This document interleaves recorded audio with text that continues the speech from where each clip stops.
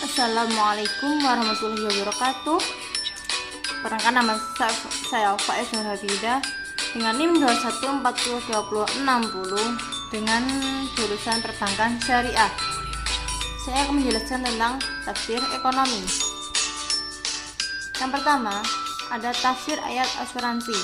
Asuransi adalah bentuk pengendalian risiko yang dilakukan dengan cara mengalihkan risiko dari satu pihak ke pihak lainnya. Dalam hal ini, perusahaan asuransi. Perusahaan asuransi merupakan perusahaan yang menyediakan produk-produk asuransi yang terdapat bersumber dalam Al-Quran dan Sunnah. Meskipun tidak ada penjelasan secara eksplisit tentang asuransi, namun umumnya asuransi adalah sah-sah selama tidak mengandung unsur riba. Hukum asuransi dalam Islam adalah tidak dilarang. Asuransi halal dimiliki asalkan dana yang terkumpul dikelola berdasarkan syariat Islam. Berdasarkan batasan asuransi tersebut ada berbagai seperti bentuk perlindungan, unsur tolong-menolong, kebaikan, dan termasuk juga bagian dari bermuamalah serta menghilangi berbagai resiko dan keuntungan. Tafsir asuransi seperti halnya ayat ini menjelaskan tentang pembagian wilayah kerja manusia dalam mengelola suatu negara. Bahaya riya di dalamnya dilukiskan dengan batu nisannya di atasnya ada tanah. Maksudnya di sini tafsir mimpi tentang asuransi dan mimpi yang terkait dengan mimpi yang di dalamnya terdapat objek asuransi atau yang berkaitan dengan hal. Pertanyaan tentang asuransi ini berhubungan dengan rancangan keuangan pribadi. Ayat ini turun sebagai bantahan terhadap orang-orang musyrikin yang mengakui adanya Allah Subhanahu wa taala, namun mereka bertanya tentang asuransi ini berhubungan dengan rancangan keuangan pribadi. Selanjutnya ada tafsir ayat perwakilan atau disebut dengan wakalah. Telah diceritakan kepada kami Ubaidillah bin Sa'dan bin Ibrahim telah menceritakan kepada kami, pamanku telah menceritakan kepada kami, ayahku dari Ibnu Ishaq, dari Ibnu Nuaim Wahab bin Kaisar, dari Jabir bin Abdullah bahwa ia mendengarnya menceritakan, ia berkata, aku ingin pergi ke Khaybar. Lalu aku datang menemui Rasulullah Shallallahu Alaihi Wasallam. Aku ucapkan salam, kemudian berkata, sesungguhnya aku ingin pergi ke Khaybar. Kemudian beliau bersabda, apabila engkau datang kepada waliku, maka ambillah darinya 15 wasak, dan apabila ia menginginkan tanda darimu, maka letakkanlah tanganmu pada tulang bahunya. Pengertian dari wakalah adalah tindakan menyerahkan atau mewakilkan kuasa dirinya kepada orang lain untuk melaksanakan suatu tindakan yang merupakan hak dari jenis pekerjaan yang bisa digantikan, yang dapat dilakukan oleh pemberi kuasa dengan ketentuan pekerja tersebut dilaksanakan pada saat pemberi kuasa masih hidup. Landasan hukumnya yaitu tindakan penyerahan atau mewakilkan kuasa dirinya atau disebut dengan al-muwakil kepada orang lain, al-wakil untuk melaksanakan sesuatu atau melakukan tindakan-tindakan yang merupakan haknya dari jenis pekerjaan yang bisa digantikan oleh pemberi kuasa dengan ketentuan pekerjaan tersebut dilaksanakan pada saat pemberi kuasa masih hidup. Rukun dan syaratnya. Yang pertama itu orang yang memberi kuasa atau al-wakil, yaitu hak untuk tasyaruf pada bidang-bidang yang didelegasikan keperana itu seseorang tidak akan sah jika mewakilkan sesuatu yang bukan haknya. Yang kedua ada orang-orang yang diberi kuasa atau al-wakil, yaitu penerima kuasa pun perlu memiliki kecakapan akan suatu aturan-aturan yang mengatur proses akad ini.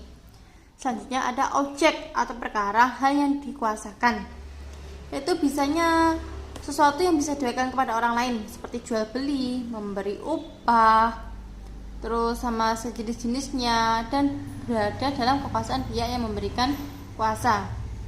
Selanjutnya ada pernyataan yang dinamakan kesepakatan atau biasa disebut dengan ijab qabul, yaitu di mana pemberian antara pemberi kuasa dan penerima kuasa dalam hal ini akan mengadakan akad yang namanya ijab qabul, yaitu serah terima aturan. Syarat wakalah. Yang pertama, pekerjaan atau urusan itu dapat diwakilkan atau digantikan oleh orang lain.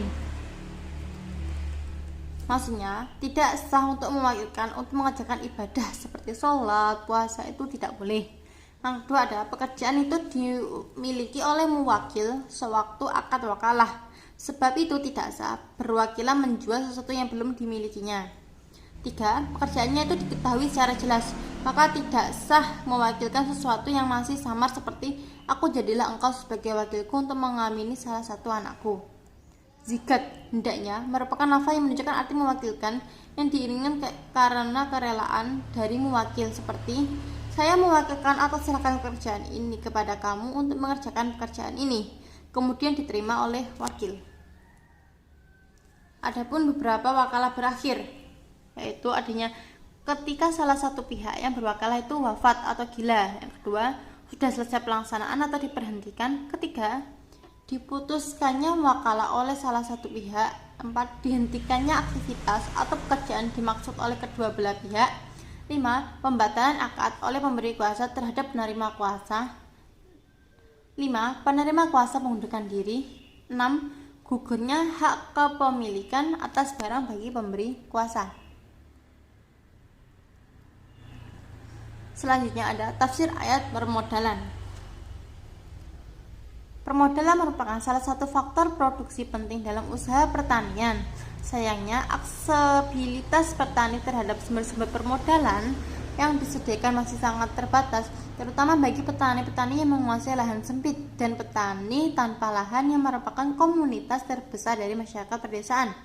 Kedua, jenis permodalan itu ada pembiayaan pribadi, pembiayaan dengan hutang atau disebut dengan debt financing, pembiayaan dengan ekuitas, equity financing, dan kombinasi dari pembiayaan hutang dan ekuitas. Bersaingnya dengan orang lain dalam satu hal dan berusaha lebih dari yang lain, ini tentunya hukumnya asalnya mubah atau boleh. Selanjutnya ada tafsir ayat barang titipan atau disebut dengan wadiah. Wadiah secara bahasa adalah barang yang dititipkan oleh orang lain supaya dijaga. Sedangkan istilah pemberitahuan otoritas pemilikan suatu barang kepada orang lain agar dijaga secara jelas dan tegas.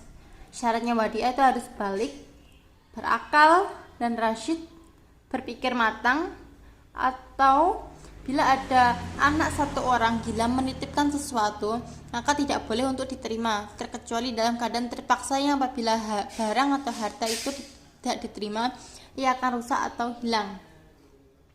Rukun wadiah, ada barang yang dititipkan sama orang yang menitipkan atau penitip disebut muwadi, dan orang yang menerima titipan disebut muda atau mustajab, dan ijab qabul atau disebut dengan zigot. Tafsir dari wadiah tersebut adalah maknanya siapa yang mengambilkan dengan haknya maka itu adalah dirinya. Sebaliknya, siapa yang mengambilkan tanpa haknya maka itu adalah naamnya. Ia menjawab, cukuplah Allah sebagai penjaminnya. Laki-laki tersebut berkata, kamu benar. Tiba-tiba ia menemukan sebongkah kayu yang berisi uang yang ia lantas membayarkan hutangnya sebagai 1000 dinar kepadanya. Serasa berkata, demi Allah, aku sudah berusaha memaksimalkan untuk mencari perahu agar dapat memberikan hartamu tepat waktu, tetapi aku tidak juga mendapatkan hak hartamu atau waktu serta perahu yang membawaku ini. Laki-laki yang memberikan pinjaman bertanya, apakah kamu mengirimkan sesuatu kepadaku? Laki-laki tersebut menjawab, sudah aku katakan, aku baru mendapatkan perahu ini. Selanjutnya ada tafsir ayat gadai atau disebut dengan ar-rohan.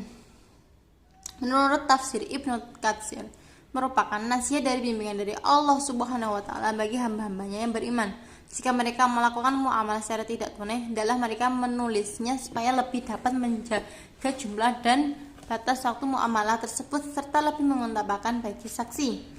Gadai dalam bahasa Arab disebut ar-rohan. Secara istilah adalah penyerahan suatu benda yang berharga dari seorang kepada orang lain untuk mendapatkan hutang. Benda tersebut dijamin untuk pinjaman agar tidak dibayar dengan harganya oleh pihak yang wajib membayarnya jika dia gagal berhalangan atau melunasi.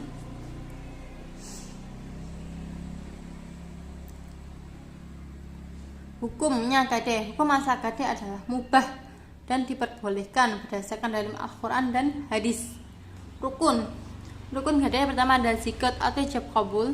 Yang kedua ada al-aqidah atau dua orang yang melakukan akad ar-rohin, yaitu pihak yang menggadaikan ar-rohim dan yang menerima gadai aguna. 3.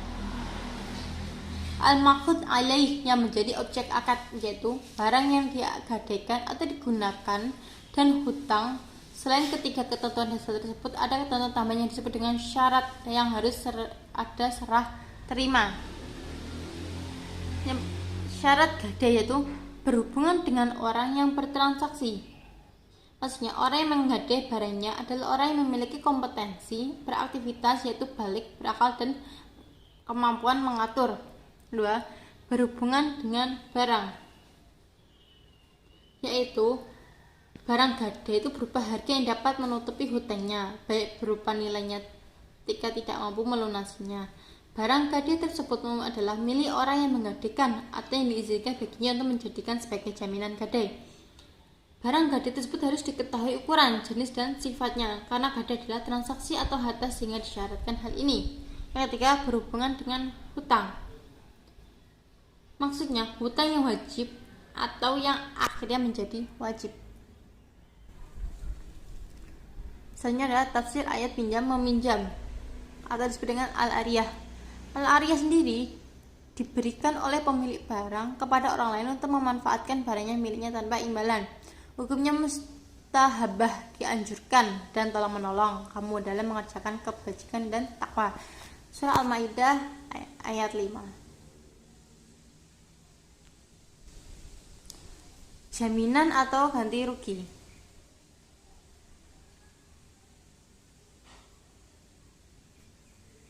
Seorang peminjam adalah dipercaya. Ia tidak menjamin atas barang yang dipinjamkan kecuali jika ia lalai atau orang meminjamkan memberi syarat jaminan kepadanya.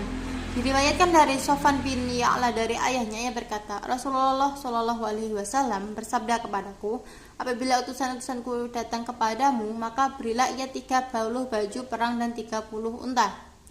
Ia berkata, aku bertanya, wahai Rasulullah, apakah ia pinjamkan yang dijamin ataukah pinjamannya akan dikembalikan? Beliau menjawab, bahkan akan dikembalikan. Terima kasih. Apabila ada kesalahan mohon dimaafkan. Wassalamualaikum warahmatullahi wabarakatuh.